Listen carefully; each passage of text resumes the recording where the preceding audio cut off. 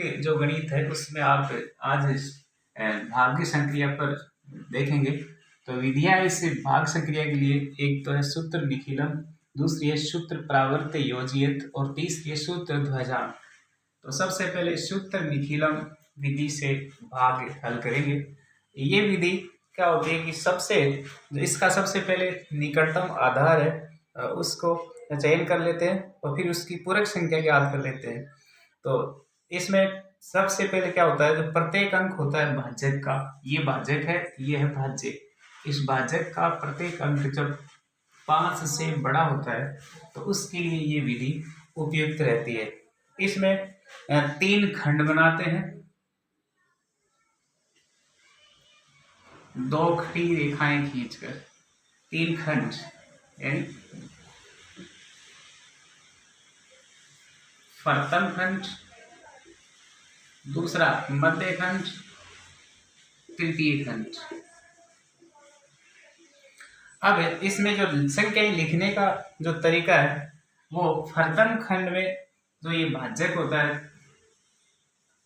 889, इसको लिख देते हैं। और इसका जब आधार अपन निकटतम आधार चयन करते हैं तो इसका निकटतम आधार है 1000। इस 1000 में से इसकी जो पूरक संख्या याद करेंगे, पूरक संख्या या विचलन, तो वो होगा 1000 माइनस 889 बराबर 111। ये जो 111 है वो इस प्रथम खंड में इस भाजक के नीचे लिखा जाएगा।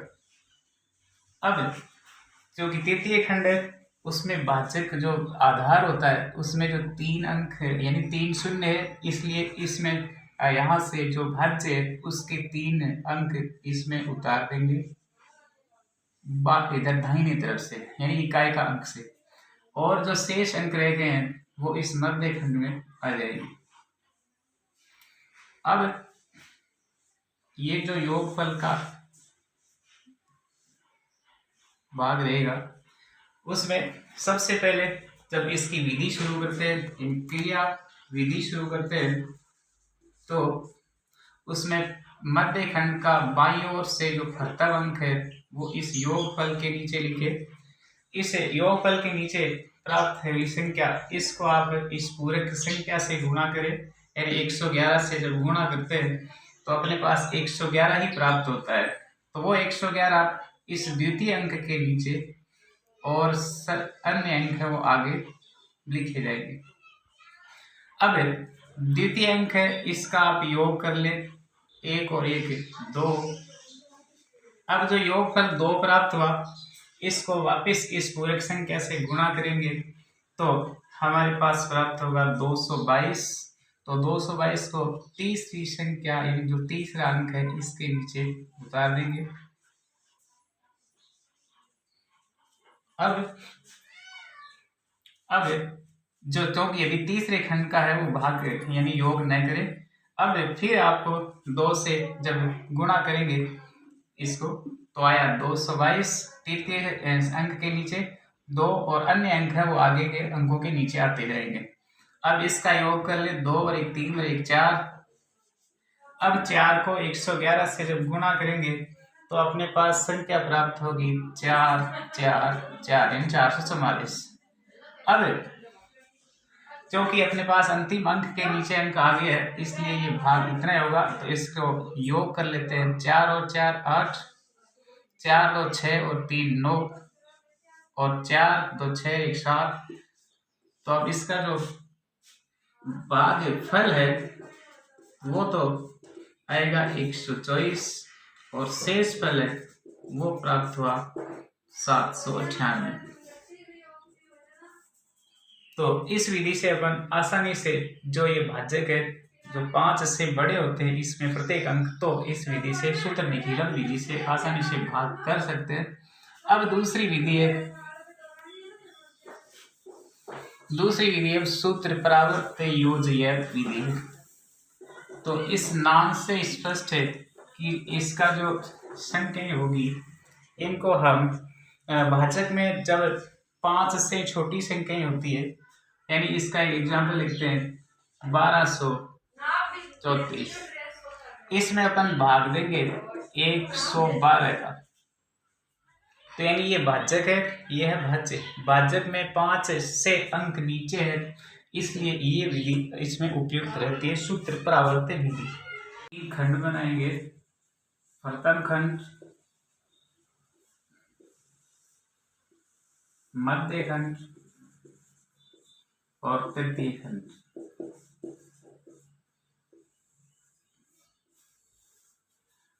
ये भाज्य, ये भाजक। भाजक 112 है, इसका आधार निकटतम आधार 100, विचलन इस 112 में 100 घटाने पर यानी 12, और इस विचलन का परावर्तित अंक है वो -1 और -2। तो इसमें लिखने की जो विधि है वो सबसे पहले इस प्रथम खंड में भाजक लिखे, भाजक के नीचे इसका जो विचलन प्राप्त हुआ वो लिखे, और विचलन के नीचे इसके जो परावर्तित अंक हैं -1 और -2 लिखे। ये जो परावर्तित, ये जो विचलन है उसको न लिखकर सीधा परावर्तित अंक भी लिख सकते हैं। अब चूंकि विचलन में 2 अंक हैं, इसलिए और यानी आधार में भी 2 शून्य है, इसलिए तृतीय खंड में इस भाज्य के 2 अंक रखे, और अन्य बचे हुए जो शेष अंक हैं वो मध्य खंड में उतार दें। अब सबसे पहले जो इस मध्य खंड का प्रथम अंक है यानी बाईं ओर से प्रथम अंक, इसको योग फल के नीचे उतारे। अब इस 1 को इसे परावर्तित अंक से गुणा करेंगे, तो यानी -1 और -2 को 1 से गुणा करेंगे तो -1 और -2 ही प्राप्त होगा। इसको दूसरे अंक के नीचे उतारते हैं, तो यहाँ -1 और यहाँ -2। अब जो दूसरा अंक है इसका योग करते हैं, तो 2 में से 1 घट गया तो प्राप्त हुआ 1। अब पुनः 1 को इस परावर्तित अंक से गुणा करते हैं तो वापस वही -1 और -2 प्राप्त हुआ। तो इसको अपन इस तीसरे अंक के नीचे -1 और -2 लिखेंगे। अब क्योंकि अंतिम अंक के नीचे तक अंक प्राप्त हो गया है, इसलिए भाग खत्म हो गया, पर इसका जो शेष फल है वो निकाल लेते हैं। तो 4 में से 2 घटाने पर शेष फल 2, इधर 3 में से ये -2 और 1 यानी माइनस माइनस का ये दोनों जुड़कर 3 हो जाएंगे, 3 में से 3 को घटाएंगे 0। तो इसका जो भागफल है वो 11 और शेष फल है वो 0.2 प्राप्त हुआ। तो इस विधि में अपन इस तरीके से प्रावर्त योजयात विधि से हम आसानी से जब छोटे अंक होते हैं 5 से इस भाजक में, तो अपन याद कर सकते हैं। अब तीसरी विधि सूत्र ध्वजांक। सूत्र ध्वजांक में भी इसी विधि से खंड बना लेते हैं। 2 खड़ी लाइन खींचकर, ये प्रथम खंड, ये मध्य खंड और ये तृतीय खंड।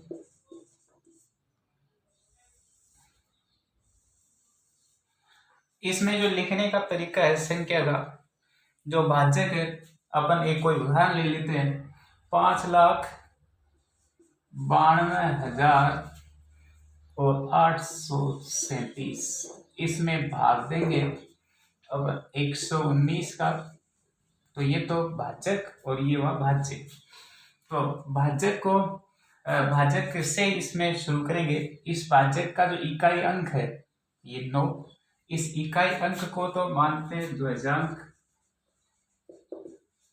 इसको ऊपर लिखते, और अन्य जो अंक बच गए वो है मुख्यांक। मुख्यांक 11।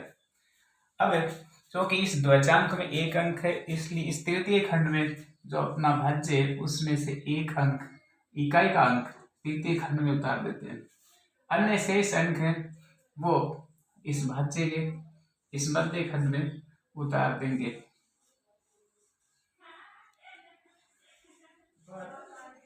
अब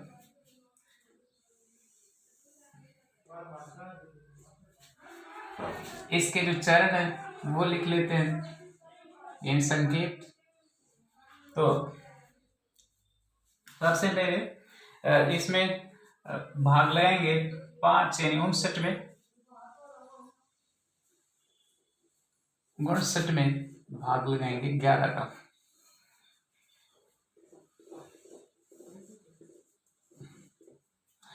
तो 11 पंजे वैसे 55 होता है, पर जब अपन इसका संशोधन करेंगे तो इसमें ऋणात्मक मान प्राप्त होगा। जैसे ये 11 का भाग देंगे तो यहाँ 55 5 बार, तो शेष बचेगा अपने पास 4। अब ये 4 है वो यहाँ इस 2 के नीचे लिखा जाएगा, तो 42 यानी नया जो भाज्य होगा वो 42 प्राप्त होगा।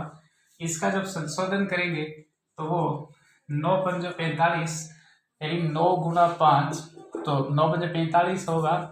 इधर 42 है तो ये मान ऋणात्मक प्राप्त होगा, इसलिए ऋणात्मक उपयुक्त नहीं है। अतः हम इस पद को अपन निरस्त करते हैं, और जो कि अपने पास जो भाग है वो 11 का जो 59 में अपन भाग देंगे तो वो 4 बार ही देंगे, यानी 11 चौक 44। अब जो इसमें शेष बचा इस भाग में वो 5 और यहाँ 15, यानी भागफल तो प्राप्त हुआ 4 और शेष बचा 15। ये जो शेष बचा 15 है वो अपन इस जो 2 अंक है उनको तो काम में ले लिया, उस तीसरे अंक के नीचे थोड़ा सा तिरछा लिखते हैं 15। अब 15 लिखते ही जो भाज्य प्राप्त हुआ नया भाज्य वो हमें 1 5 और ये 2 यानी 152 प्राप्त हुआ। इसका संशोधन कर लेते हैं। संशोधित भाज्य,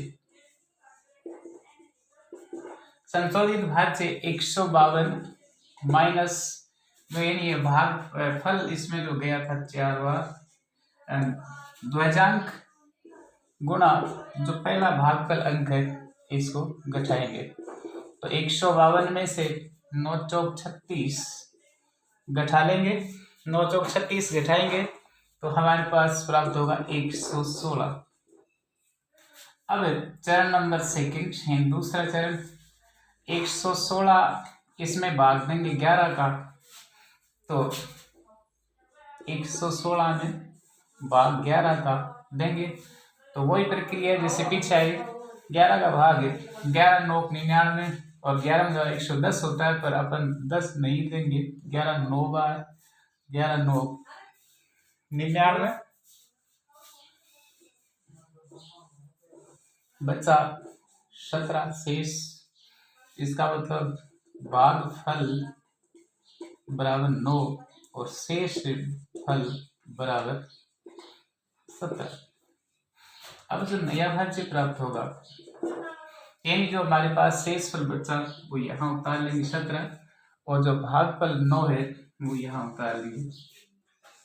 अब नया भाज्य बनेगा 1 7 17 और यहाँ से 8 यानी 178। अब इसका संशोधन करेंगे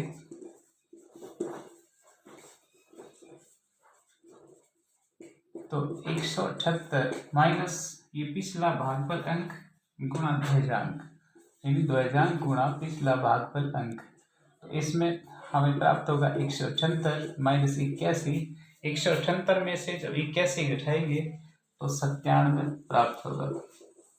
अब चरण नंबर 3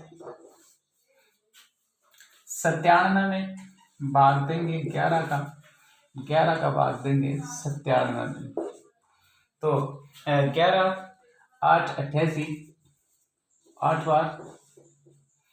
97 में से जब 88 घटाएंगे तो बचेगा 9, तो यानी भागफल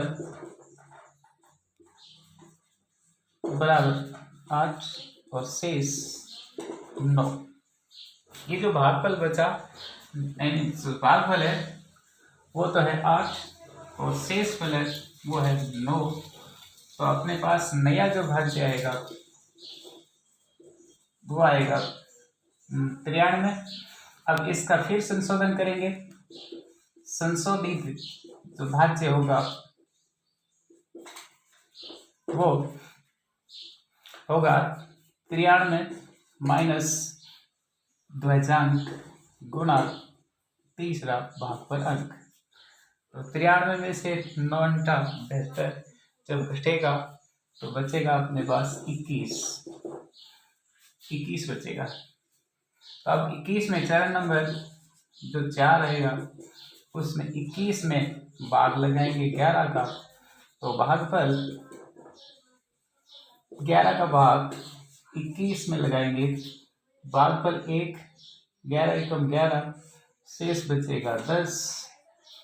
अब जो शेष बचा वो यहाँ उतार लेंगे और जो भागफल अंक है वो यहाँ उतार देंगे, यानी इस योगफल के मध्य खंड में उतार देंगे।